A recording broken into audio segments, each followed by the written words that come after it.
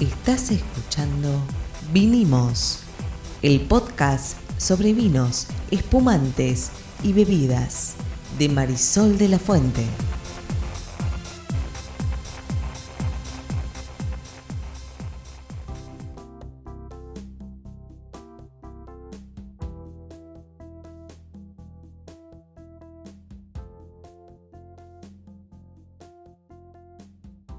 Buenas, mi nombre es Marisol de la Fuente y soy Sol Sommelier. Yo soy Ariel Torres y soy el que hace las preguntas del que no sabe en este podcast. ¿De qué vamos a hablar hoy, Sol? De vinos de Córdoba. Ah, bien. Una provincia que no es tradicionalmente vitivinícola, ¿se dice? Claro. Sin embargo, parece ser que tiene... ¿Cuántas bodegas ya? Tiene unas 24 bodegas y más de 300 hectáreas cultivadas. Ambos números suenan a poco, pero no es poco. No, porque son claro que 24 compañías chiquitas, pero algunas más grandes, otras más chicas, pero son 24 organizaciones, eso es un montón. Especialmente es un montón para la Argentina. Y 300 hectáreas de uva no es lo mismo que 300 hectáreas de soja, ponele. No, por supuesto. Igual son 300 hectáreas, es un montón. Por supuesto, bueno, y no dije que hay como un centenar de productores, que no son bodegas, sino que son productores de Además, uva. claro. Además, pero Sí, sí. bodegas establecidas con sus marcas y sus líneas y demás son 24. Muy bien, así que esos son los números para empezar. Contame más de Córdoba. ¿Por qué recién ahora hablamos de Córdoba y no habíamos hablado antes? ¿Es nuevo esto? Es muy interesante porque en realidad no es 100% nuevo. Las primeras plantaciones de uva en Córdoba son del siglo XVII. Empezaron en Jesús María. ¿Por qué? Porque en realidad cuando los jesuitas vienen del continente europeo, del viejo mundo, hacia América y se empiezan a establecer, recordemos que una de las cosas que se necesitaba en el oficio religioso era El vino. Entonces, ¿qué sucedió? La vid llega a América de la mano de la colonización, específicamente de la iglesia, con los monjes que traen no solo los vinos, sino también las uvas. De hecho, durante muchísimo tiempo, los únicos que estaban habilitados a producir vino eran los sacerdotes, en sus misiones, en sus monasterios, porque era un vino utilizado para el oficio religioso. En lo que conocemos hoy como la Argentina, en realidad, hasta principios del 1900 estaba prohibida la producción vitivinícola. Solo los monjes podían producir y los vinos que se consumían en la naciente Argentina eran importados de España, obviamente, porque nuestros colonizadores eran los españoles. Me encantan las prohibiciones porque están siempre destinadas a ser abolidas. Pero bueno, dejando de lado la filosofía.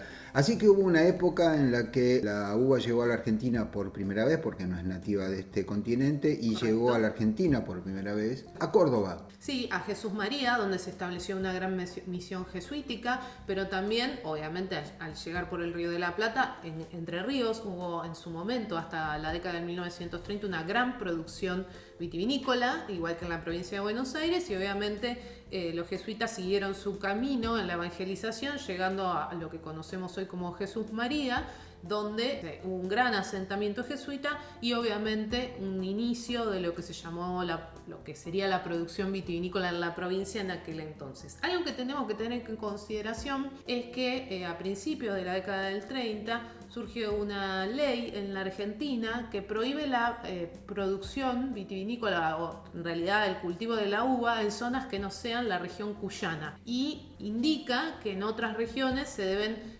cultivar otro tipo de productos y dejar solo el cultivo de la vid en la región de Cuyo. ¿Puedo preguntar si no es mucho? ¿No? Pues digo, es muy delirante esto. Es un poquito delirante, Por sí. ahí, si estuviéramos hablando de otra clase de plantación, bueno, ok. Vamos a tratar de no pensar mal, que es algo que, digamos, a uno le sale bien. Puede haber habido, no lo sabemos, esto es algo de lo que alguna vez podemos hablar, de esta ley en particular, porque realmente suena muy a delirio, pero puede haber habido, por ejemplo, causas sanitarias, es decir, por ahí en ese momento había, como pasó después o antes, no lo sé, en Europa, con las vides, que había una peste que se las comía. La filoxera. La filoxera que se las comía con papitas a las vides. Entonces, de pronto, como esas zonas eran más húmedas y como la zona de Cuyo estaba particularmente protegida sanitariamente por el clima, entonces se limitó a eso. No pensemos mal de momento, pero suena muy loco que se haya prohibido el cultivo de una planta como la uva, además, Sí, insisto, claro. en esas regiones. Pero bueno, lo dejamos para otra vez. El hecho es que en Córdoba, lo mismo que en Entre Ríos, en Buenos Aires, un montón de provincias que no son Cuyo, se prohibió la producción de uva y ahora está renaciendo. ¿Desde cuándo, más o menos? Y la verdad que la mayoría de las bodegas, cuando mirás, los inicios son del 2000, 2001, 2002, 20 2008. años.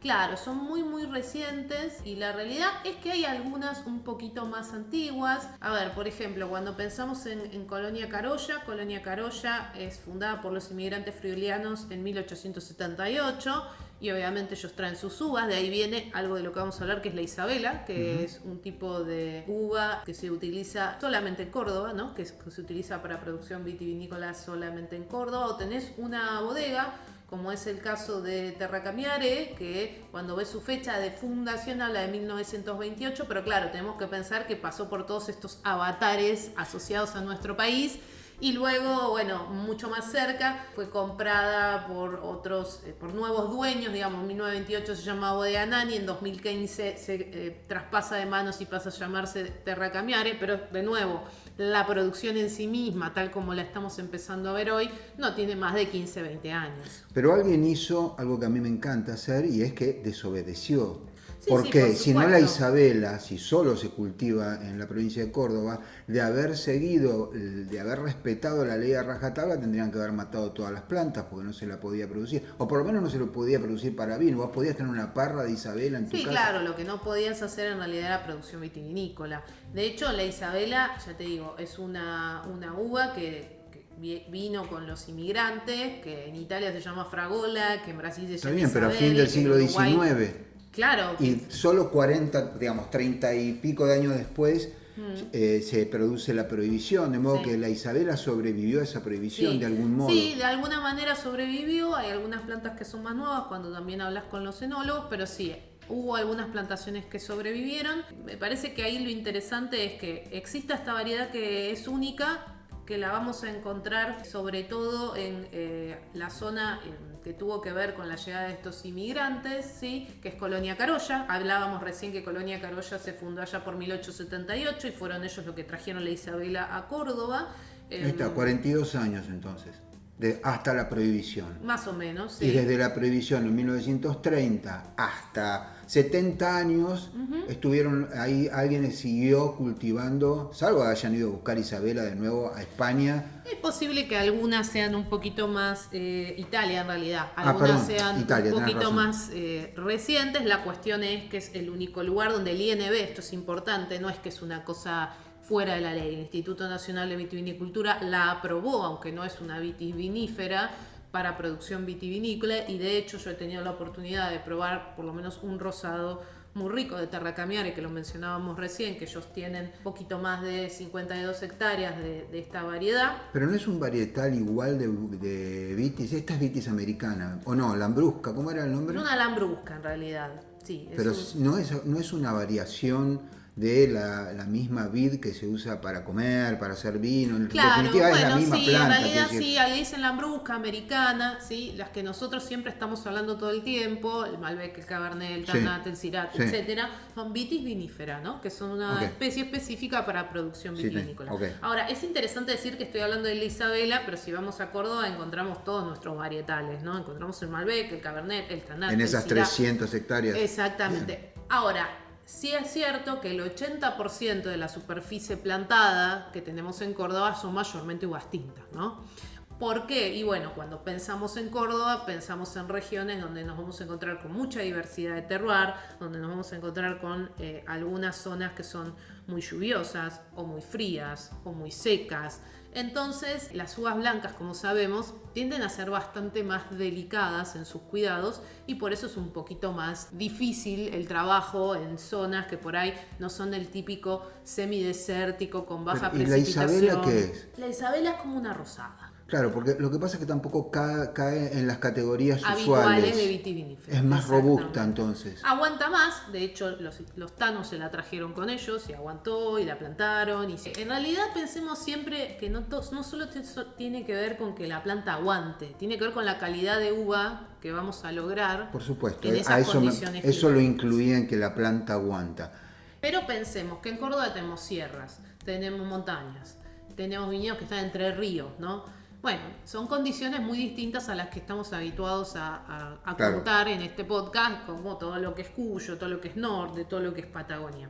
Para que pensemos las zonas donde se está formando este camino del vino cordobés son Sierras Chicas, Calamuchita, Tras la Sierra, la zona norte y Punilla. ¿Hay alguna característica que vos digas que tienen de particular los vinos cordobeses?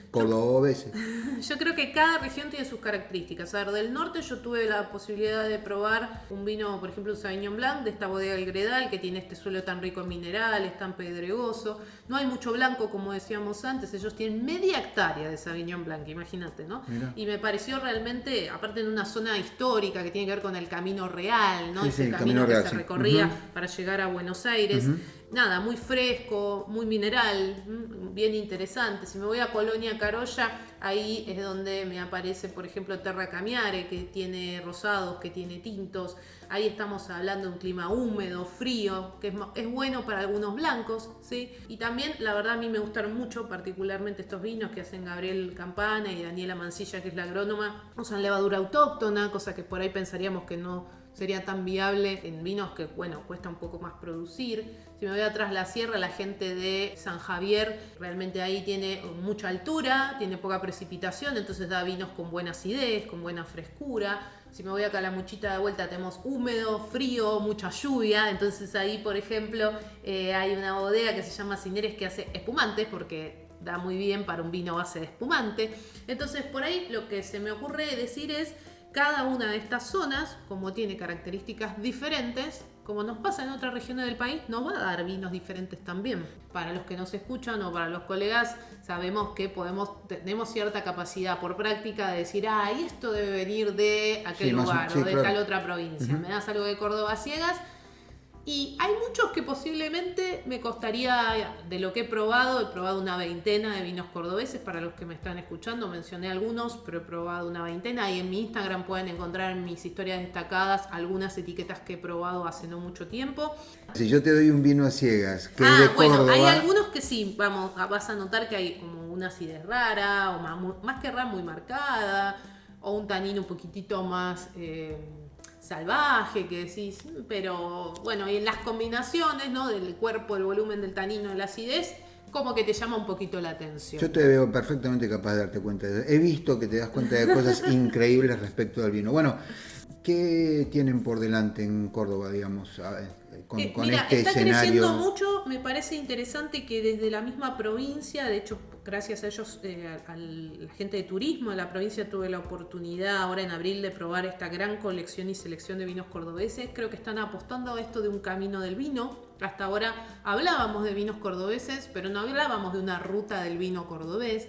Y lo interesante y complementario que ellos tienen, que ocurre en otras rutas del vino, es que también hay otros tipos de emprendimientos que tienen que ver con lo gastronómico, con lo enoturístico, que van de la mano, por lo cual me parece interesante esta idea de que hay una ruta del vino cordobés ahora, extensa, hay que decirlo, Por eso recorre yo te toda la decía provincia, ¿no? que separáramos en norte, centro, sur Claro. y el lado de la cordillera. Pero me parece lindo e interesante ver que se está apoyando a la idea de trabajar la tierra, de retomar tradiciones, hablando con productores, muchos de ellos o tienen familias de productores o antepasados que tuvieron algún contacto con esos vinos que antes se hacían para ese consumo más individual, personal, etcétera. Me parece que hay una búsqueda de ir mejorando, y acá voy a cerrar también siendo bien honesta, como intento siempre serlo cuando hago descripciones sobre vinos. No todo lo que van a probar les va a encantar, son vinos correctos. Sí, en lo que yo probé vi algunas etiquetas que realmente dije, qué interesante. Y creo que ahí hay un camino. Pensemos que cuando vemos este florecer de la industria vitivinícola cordobesa, estamos hablando, como dijimos antes, de los últimos 15, 20 años, ¿no? Sí, igual creo que lo que vos decís pasa en todos lados. Sí, en todos sí, lados en hay todos vinos lados hay buenos, cosas malos, buenas. más o menos, correctos, incorrectos, Que te extraordinarios. gustan más o que te gustan menos. Decime un vino extraordinario que hayas probado de Córdoba.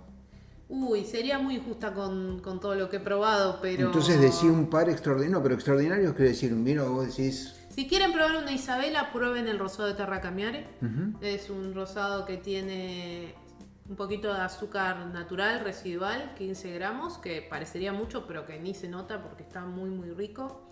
Les sugiero que prueben un proyecto que yo conozco porque es un proyecto de dos hermanos que en realidad hacen vino en Francia y lo traen a Argentina, y hace algún tiempo decidieron empezar a producir algo en Córdoba también que se llama Piensa Wines. Lo que hacen es muy interesante porque tiene un espíritu muy de vinos de como premium, de alta gama, inspirado en lo que el enólogo de uno de estos dos hermanos, Álvaro y Alejandro. Ale es el enólogo y está en Francia, entonces tiene una cabeza como muy abierta a distintas opciones de variedades. Me parece que Piensa Wines es algo que vale la pena probar. El espumante de Cineres que probé Extra Brut, para pensar, dije rosado, dije un tinto, un espumante, es la única champañera con método tradicional de Córdoba, así que vale la pena conocerlo. Y después, bueno, he probado de Bodega San Javier, como conté antes, con la gente del Gredale. Todos ellos tienen algunos vinos que realmente vale la pena conocer. Bueno, muy bien, estos fueron vinos de Córdoba y esto se llama Vinimos.